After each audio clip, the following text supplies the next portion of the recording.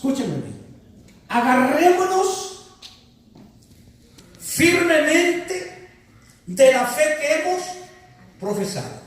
¿Sabe que orando a Dios para que Él me pudiera dirigir el mensaje para esta mañana? Señor Santo ministraba mi corazón a raíz de que hay muchas personas que en determinado momento empiezan a debilitarse en su fe y llegan al extremo de apartarse e inclusive del camino del Señor. Y es por eso que viene esta palabra, para que podamos nosotros en un momento de debilidad, en un momento crítico de nuestra vida, de nuestro caminar, ¿verdad?, entendamos que nunca vamos a estar solos en esas circunstancias. Amén. Que Dios siempre estará a nuestro lado. Amén. Para animarnos, para fortalecernos. Cuando nosotros analizamos las Escrituras, podemos darnos cuenta que el capítulo 4 es una continuidad del capítulo 3 de la carta a los Hebreos, así como también el capítulo 5 es una continuidad del capítulo 4. El escritor a los Hebreos tenía una gran preocupación por su pueblo.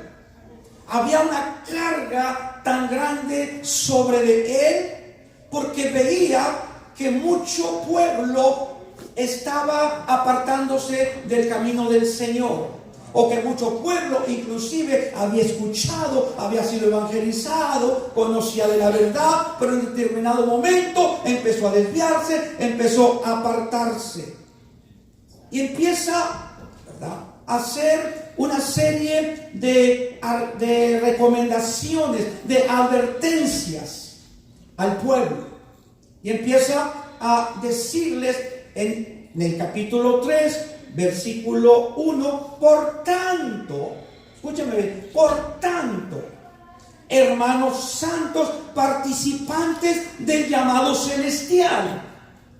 Le está hablando a todos aquellos que hemos sido participantes del llamado celestial. Le está hablando a la iglesia de nuestro Señor Jesucristo, porque todos nosotros hemos sido participantes de ese llamado.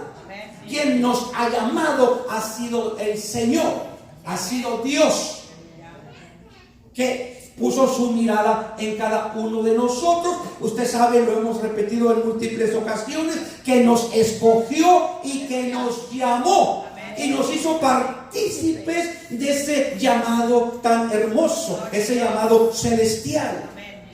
Debemos de estar conscientes que fue Dios quien nos escogió, que fue Dios quien nos llamó, que a usted no lo llamó el pastor, que a usted no lo llamó el líder, que el pastor, el líder, su compadre, su comadre, su hermano, su primo, su madre, su padre, a usted no lo escogió. El que puso su mirada es el Dios todopoderoso, el Dios creador de los cielos y la tierra, y eso debe de ser, aleluya, un privilegio para todos y cada uno de nosotros.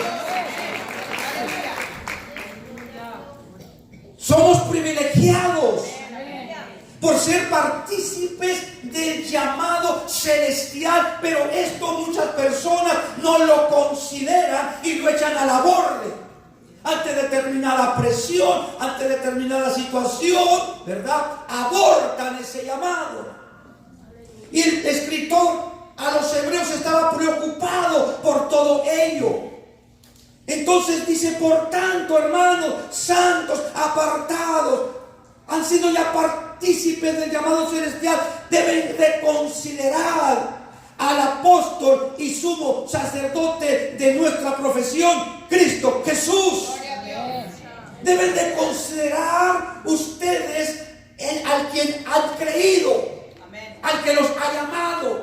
En otras palabras, deben de considerar que no están solos, que el que los llamó está al lado de ustedes, que el que los llamó caminará siempre, aleluya, con ustedes, que el que los llamó los va a dirigir, que el que los llamó los va a alentar, que el que los llamó los va a fortalecer, que el que los llamó nunca los va a desamparar, que el que los llamó no los va a rechazar.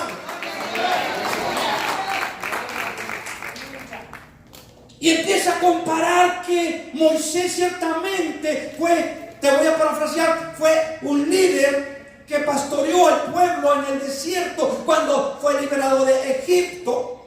Mas sin embargo Jesucristo ahora es el gran sumo sacerdote, es el que lidera a la iglesia a través de su Santo Espíritu. Aleluya, gloria a Dios. ¿Me explico? Entonces, el escritor, preocupado por la conducta quizás del pueblo y de que muchos se estaban apartando, en el versículo 12 le dice: mirad, versículo 12, mirad, abran bien los ojos, wake up, despierten, apercíbanse, sean diligentes. Hermanos santos, hermanos que ya han sido apartados, separados, versículo 12, miradse,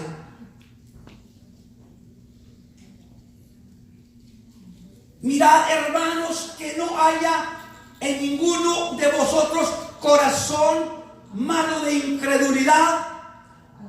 ¿Para qué? Para apartarse del Dios vivo. No sean incrédulos. La incredulidad trabaja muchas veces en la vida del cristiano y lleva el propósito de apartarlo, de separarlo del Dios vivo.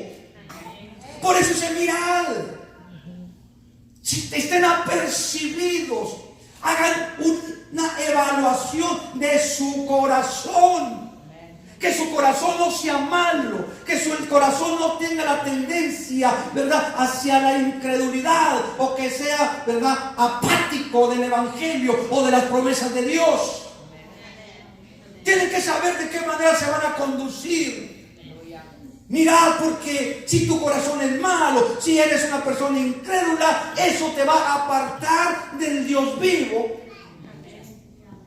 Te va a hacer a un lado de la verdad, te va a llevar por el camino equivocado, te va a llevar, ¿verdad?, de una manera errada. Por eso dice: mirad, no se vayan a apartar. Versículo 13, antes exhortaos los unos a los otros cada día. La palabra exhortar no creo que se refiere regáñense en cada día, como algunos la malinterpretan. La palabra exhortar dice: anímense uno a otro cada día, estimúlense para seguir avanzando, para seguir adelante, para que juntos puedan enfrentar las adversidades, los problemas, las dificultades. Exhórtense en cada día unos a otros, entre tanto que se dice hoy, para que ninguno de vosotros se endurezca por el engaño del pecado. El pecado es engañoso. El pecado te presenta todo delicioso, deleitoso, sabroso.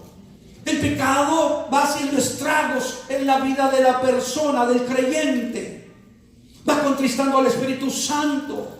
Y ahí dice claramente: para que ninguno de vosotros se endurezca por el engaño del pecado. Una persona que no quiere reconocer que está fallándole a Dios, que está pecando, su corazón se empieza a empedernir, se empieza a endurecer por el engaño del pecado. Él piensa que está bien, que lo que hace está bien, que sus actitudes son las correctas, pero está engañado porque su corazón se ha endurecido. Ya no tiene sensibilidad a la presencia del Espíritu Santo, porque el Espíritu Santo se ha apartado de él y se ha acomodado el engaño del pecado. Y eso lo va a apartar poco a poco, lo va alejando de Dios. Por más que usted diga: yo estoy firme, yo estoy fuerte, a mí nadie me mueve. Esas historias las he escuchado un montón de veces, y para cuando menos se acuerdan, esas personas ya están en el mundo por el engaño del pecado. Siguiente versículo 13. Fíjese, porque le dice: ¿por qué no debes de permitir que el pecado te engañe? ¿Por qué no debes de permitir que la incredulidad esté en tu corazón? Porque somos hechos participantes de Cristo. Oh, qué privilegio. Usted no es participante ni con ningún santo ni con ninguna virgen. No, usted es participante con Cristo.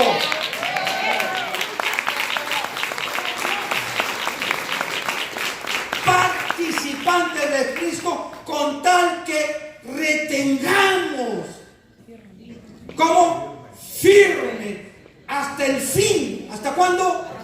Nuestra confianza del principio, así como creímos en un principio, así como lo recibimos, así como tomamos su palabra, así como nos agarramos de sus promesas, que nada pueda desviarnos, que nada pueda separarnos, que permanezcamos firmes, tomados, reteniendo nuestra profesión que hemos declarado desde un principio, en lo que hemos creído, lo que hemos aceptado, en lo que hemos caminado. Ahí podamos continuar día tras día, que no nos podamos desviar ni a diestra ni a siniestra, que nada nos pueda apartar del amor de nuestro Señor Jesucristo. Denle el aplauso fuerte a Él.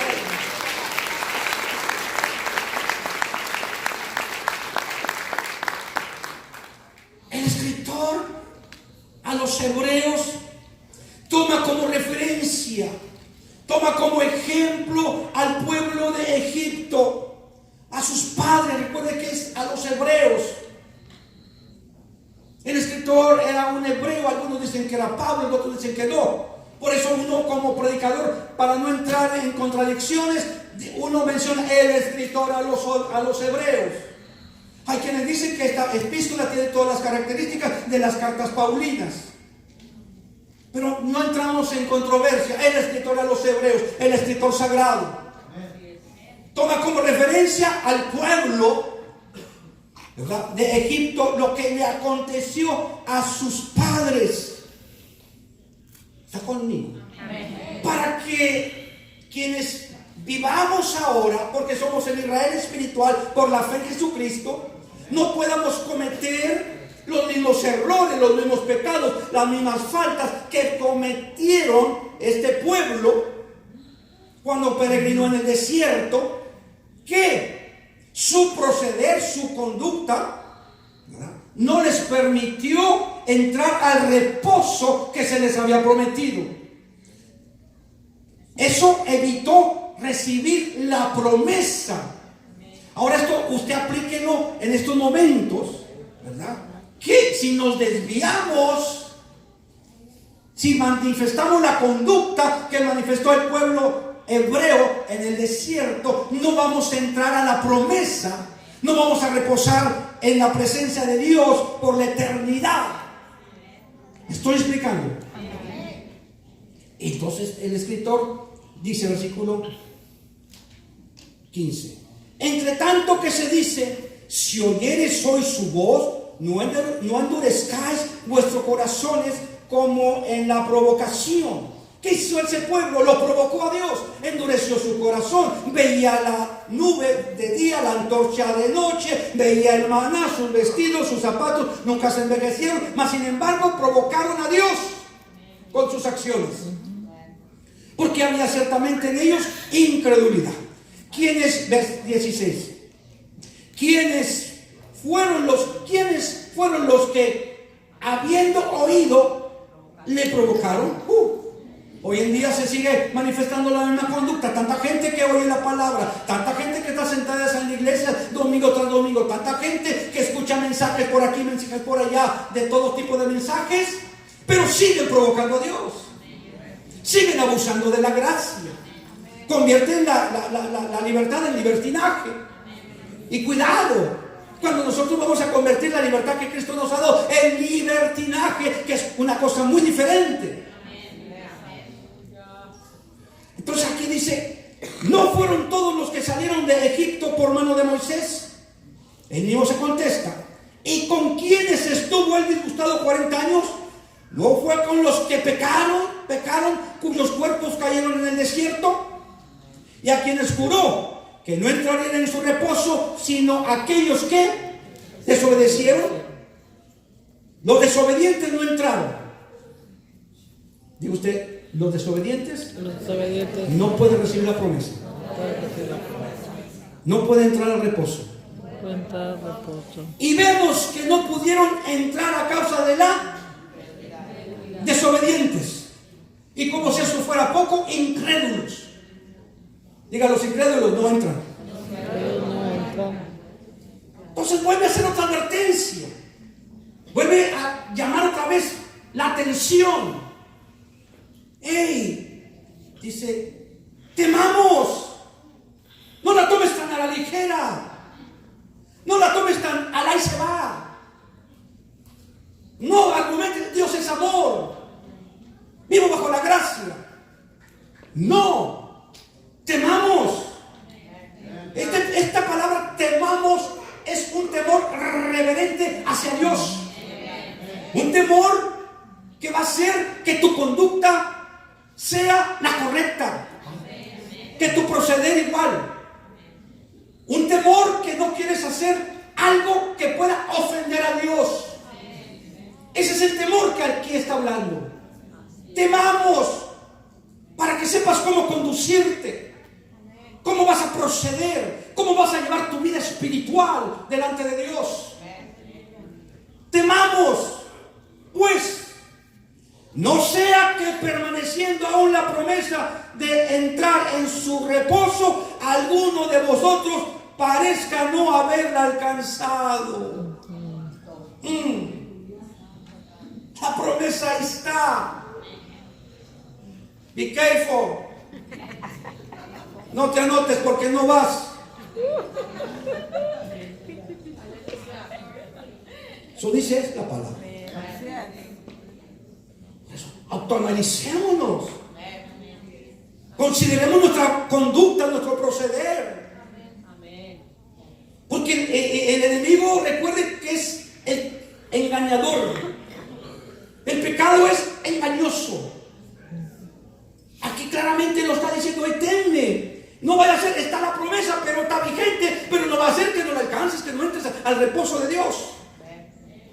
Y dice la razón: porque también a nosotros, ya se incluye Él, porque también a nosotros se nos ha anunciado la buena nueva como a ellos. Recuerde que está haciendo como referencia al pueblo de Israel, sí. Ahora ya está aplicándolo a ese momento. Nosotros todos hemos sido ya evangelizados, dice el escritor sagrado. Ya se nos ha hablado de la verdad, se nos ha compartido acerca de Cristo, conocemos su palabra, conocemos sus promesas. Igual que a ellos se les predicó, a ellos les predicó Moisés, Aarón, que era el sacerdote, sumo sacerdote. Ellos fueron evangelizados. Moisés habló de lo que vendría. Dice, de mí escribieron, dice. Antiguamente, dice Jesús. ¿Están conmigo? Amén. Los veo muy serios. Así que dice, nosotros ya hemos sido evangelizados como ellos fueron, pero no les aprovechó el oír la palabra. Por aquí entró y por aquí salió. No la aprovecharon. Había incredulidad, había pecado, había desobediencia. Por eso abortaban la palabra. No les nutría, no la aprovechaban, no la consideraban, no la vivían, no la aplicaban, etcétera, etcétera, etcétera.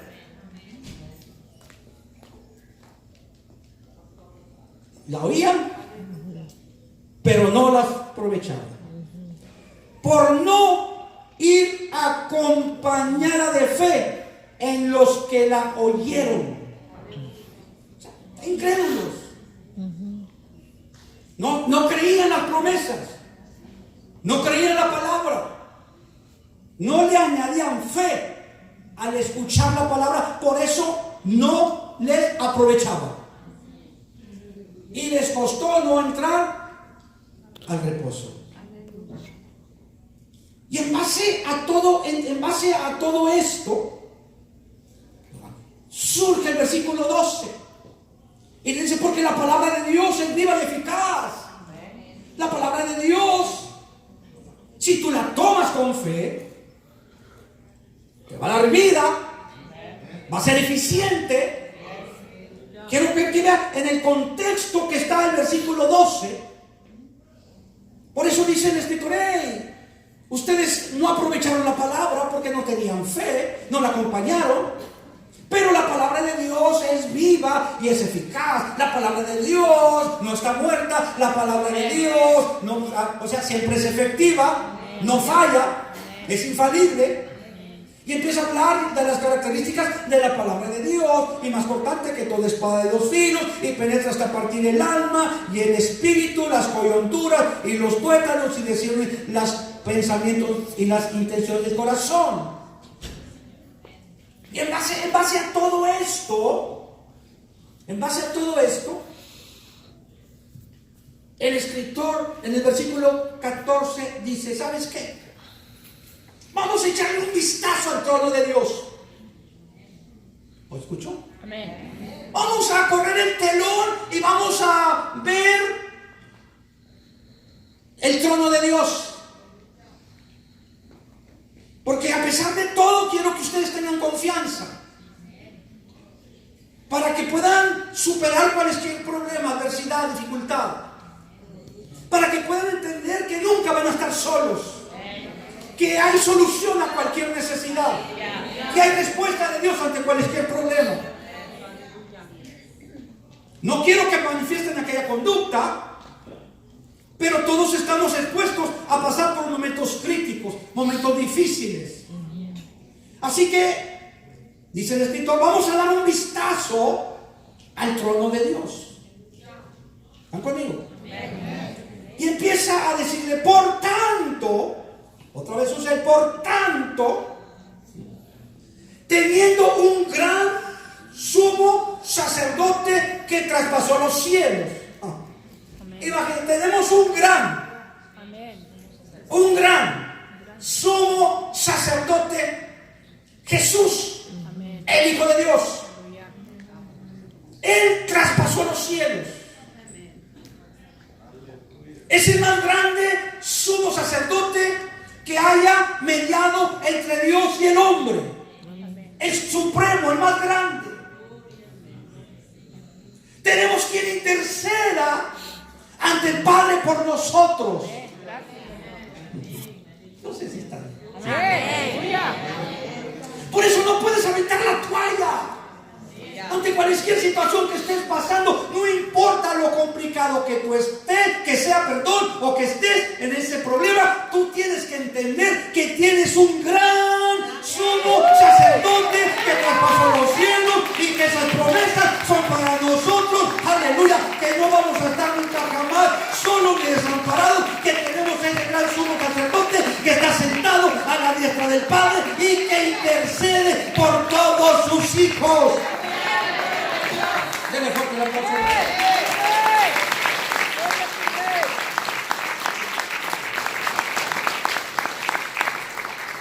Quiero que entienda el adjetivo calificativo que se le da al sacerdocio de Cristo. Lo identifica el autor como un gran sumo sacerdote. La palabra gran sumo sacerdote es para diferenciarlo de todos los otros sumos sacerdotes. Este es gran, está todavía por encima de todos aquellos.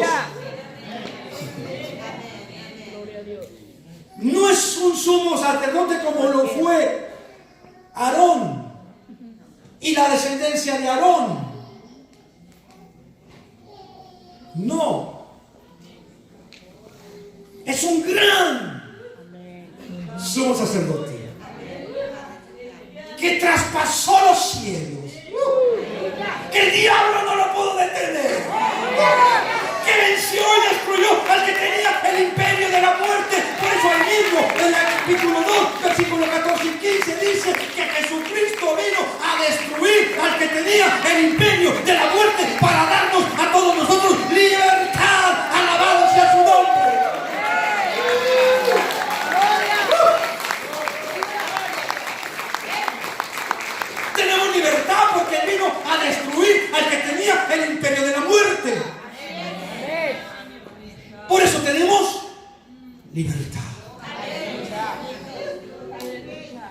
Diga, yo tengo un gran otra vez diga, sumo sacerdote, Jesús, el Hijo de Dios.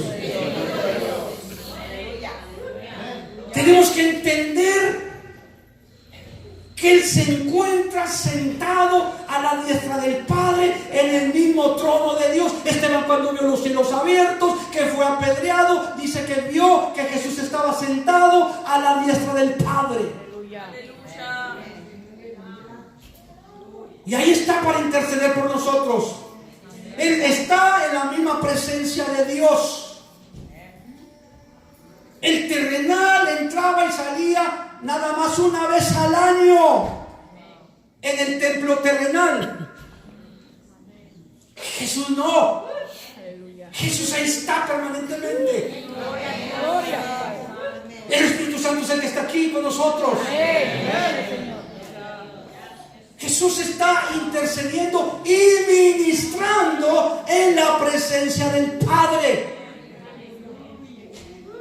Jesús, el Hijo de Dios, que es Jesucristo, su nombre terrenal, Jesús, habla de su naturaleza humana. Explico. Y como estuvo, dice la palabra, en su condición de hombre, Él sufrió todas las pruebas y tentaciones para poder compadecerse de todos nosotros. Lo que tú estás sufriendo, Él ya lo sufrió. Por eso se compadece. ¿Me estoy explicando? Cuando dice el Hijo de Dios, este es su nombre celestial, Hijo de Dios. El que vino a librarnos de la esclavitud del pecado, de la esclavitud de Satanás, y vino a darnos salvación a través de su sangre redentora. Tengo muchas citas bíblicas, pero yo creo que usted está entendiendo. Porque el tiempo ha transcurrido. En el versículo 15 sigue diciendo, y nos da a conocer el propósito, hay un porqué. Hebreos 4:15. Porque no tenemos un sumo sacerdote que no pueda compadecerse. No pueda compadecerse de nuestras debilidades. Pero anterior a ello, al terminar el versículo 14, dice el título de este mensaje: retengamos nuestra profesión. No niegues lo que has profesado. No te apartes de lo que tú has creído. Es el corazón del mensaje. Porque tenemos un gran sumo sacerdote y tenemos el privilegio de poder llegar al trono de su gracia. Y por eso no te apartes, aunque esté muy fuerte la prueba, la dificultad, la oposición. No te apartes, no avientes la toalla. Aún cuando has cometido alguna falta, hay perdón, hay restauración, hay liberación, hay sanidad en Cristo Jesús de Nazaret, hay comprensión de Él.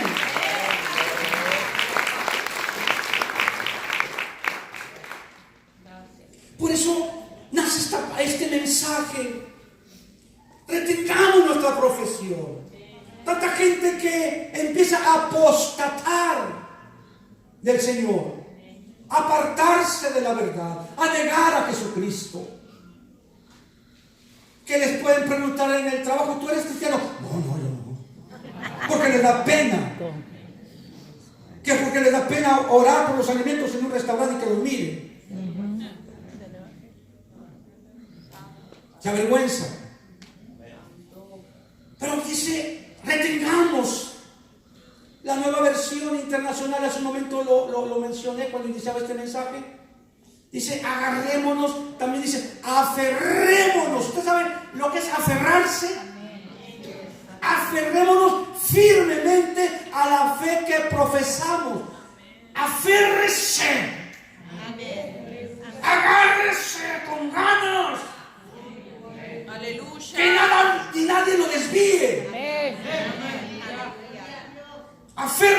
con uñas, con dientes, con lo que sea. Amén. Si anduviera en alta mar, sin salvavidas, si se encontrara una tablita, se aferraba a ella, ¿no? ¿Verdad que sí? Se aferraba a esa tablita por andar ahí.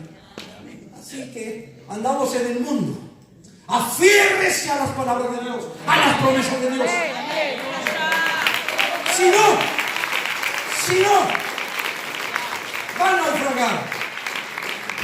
Dice firmemente, con la boca, con las manos, con las uñas, con los pies. Usted aférrese a lo que ha creído. Que nadie lo confunda, porque también tiene espíritu de engaño. ¿No sabe usted cuánta gente me habla muchas veces confundida? Pastor, le tengo una pregunta. ¿Y por qué no guardamos nosotros el sábado? Ya estoy explicando, pero no es el tema, ¿verdad? Empiezan luego a confundirlos otras corrientes de doctrina, de enseñanzas. ¿Y por qué acá? ¿Y por qué el otro? ¿Y por qué allá? Mídese de allá, usted apéguese a la palabra. La palabra es la que yo le digo. Aprenda la palabra para que nadie la confunda.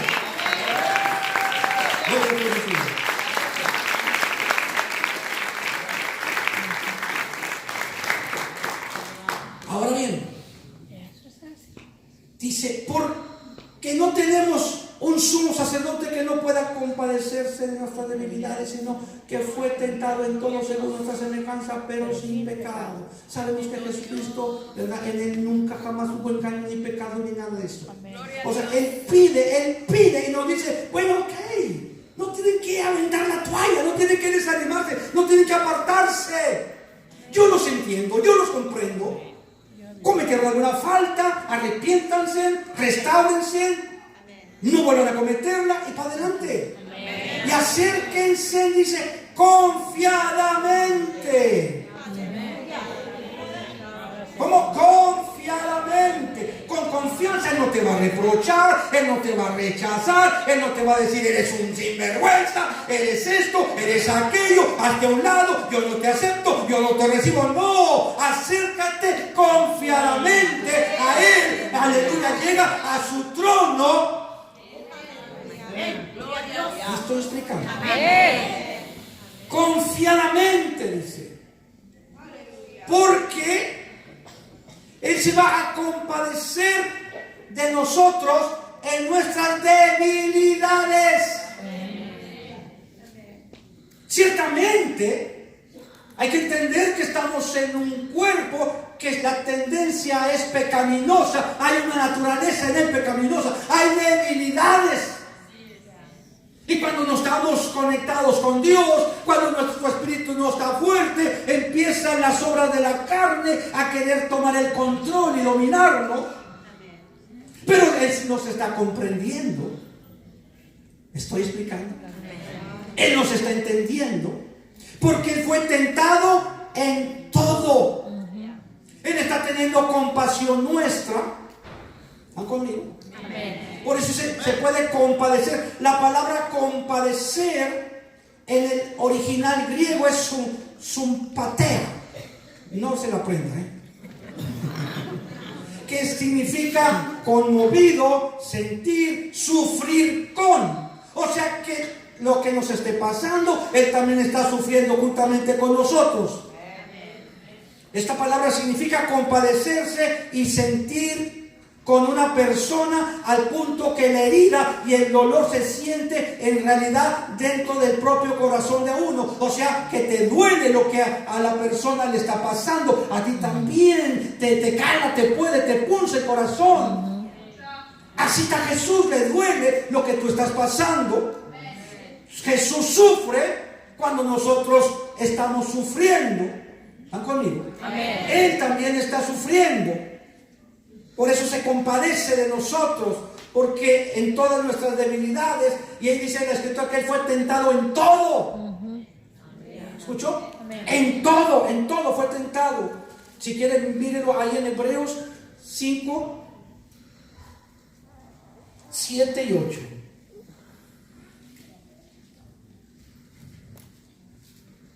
¿Lo tienen? Y Cristo, en los días de su carne, ¿cuándo? Cuando estaba en el cuerpo. Días de su carne, cuando estaba en el cuerpo. Ofreciendo ruegos y súplicas con gran clamor y lágrimas al que le podía librar de la muerte, fue oído a causa de su temor reverente. Mire qué hermoso. ¿Cómo? ¿Por qué lo escuchó el Padre? Por el temor reverente de él. Y aunque era hijo, por lo que padeció aprendió la obediencia, y habiendo sido perfeccionado vino a ser autor de eterna salvación para todos los que le obedecen, y fue declarado por Dios sumo sacerdote según el orden de Melquisedec. Ahora vaya conmigo al capítulo 2, versículo 17. Quiero que entienda por qué Jesús los comprende. Porque Él conoce nuestras debilidades y está ahí para socorrernos. ¿Lo tienen? Por lo cual debía ser en todo semejante a sus hermanos. O sea, tenía que venir en cuerpo y carne para venir a ser misericordioso. Diga, misericordioso. Y fiel sumo sacerdote en lo que a Dios se refiere, para expiar los pecados del pueblo. Pues en cuanto él mismo padeció, ¿qué hizo? ¿Siendo qué? Siendo tentado, sí, es poderoso para socorrer a los que son tentados. A los que son tentados. Es misericordioso. Y como Él padeció todas las tentaciones también en su carne, Él conoce lo que nosotros podemos estar pasando, pero es el que es poderoso para socorrernos. Por eso nos va a comprender perfectamente bien. Así que si nos enfermamos, Él nos comprende. Si tenemos alguna lucha, alguna prueba, Él nos comprende. Si enfrentamos tentaciones, Él nos entiende. Lo que nos pase, Él sabe. Estamos solos, Él estuvo solo también. Todo lo que usted pueda imaginarse, Él también lo va a sentir. Todo. Así. Lo mismo padeció. ¿Está conmigo? Pues ahí en el trono de la gracia vamos a seguir encontrando también la comprensión. La comprensión, porque Él conoce completamente nuestras debilidades y Él nos va a comprender. Voy a ir muy rápido. Él nos va a comprender perfectamente. Por eso, algo pasa, vayamos ante Él. Por eso dice, acérquense confiadamente, no lo voy a rechazar, no lo voy a reprimir. Vengan. Yo voy a tener compasión. Yo voy a darles comprensión. Ahí en su trono vamos a encontrar aceptación. Como Él nos acepta, podemos llegar ante Él confiadamente. No nos va a rechazar, como decía hace un momento, porque Él nos acepta. Llegamos ante Él y estamos frente a un trono de autoridad, de poder, de honor, de respeto, reverencia y sobre todo de amor.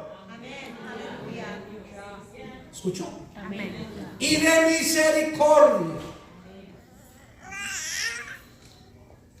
Entendamos que Jesús convirtió el trono de Dios de un trono de juicio en un trono de gracia.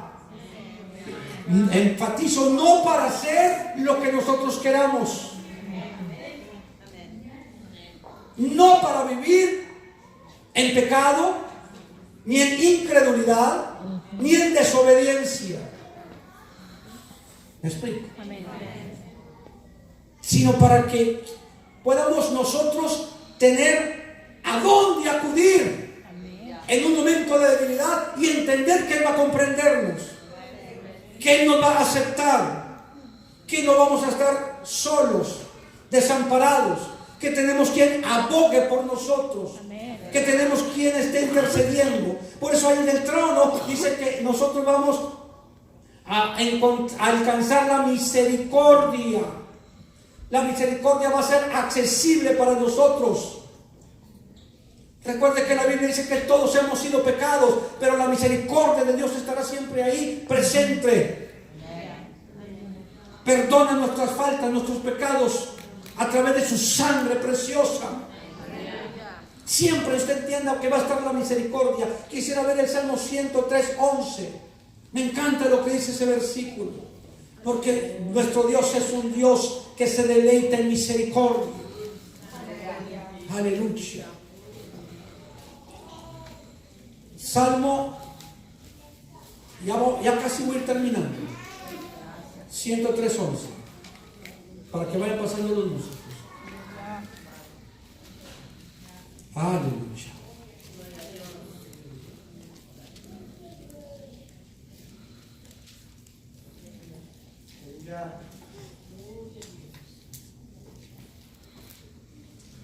Como la altura de los cielos sobre la tierra, engrandeció su misericordia sobre los que le temen. Aleluya, gracias Señor. Aleluya. La distancia, la altura que está entre la tierra y el cielo, el Señor tuvo que hacerla aún más grande. Tuvo que engrandecerla. Imagínese usted cierta altura y dijo, Señor, no, quizás aquí no todos van a entrar. Yo tengo que hacer algo por ellos. Yo tengo que engrandecer aún más. Tengo que elevar aún más. Que haya un espacio más grande. Que haya una distancia más grande para que todos, aleluya, le alcancen y puedan entrar a la misericordia. Para que nadie se quede fuera de mi misericordia. Para todos aquellos que me temen, alcanzarán mi misericordia. No importa lo que puedan haber cometido, si se arrepienten, si rectifican, si empiezan a caminar rectamente, podrán entrar y ampararse en mi misericordia. Por eso la engrandeció el Señor, aleluya, la misericordia.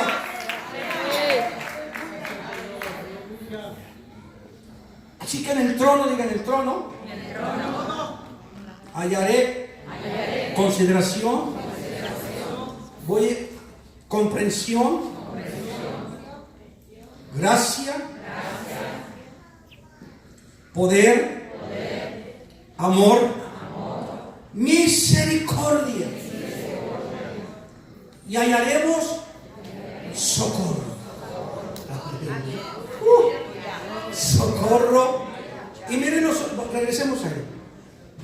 Acerquémonos pues confiadamente al trono de la gracia para alcanzar misericordia y hallar gracia para el oportuno socorro. Amén, aleluya.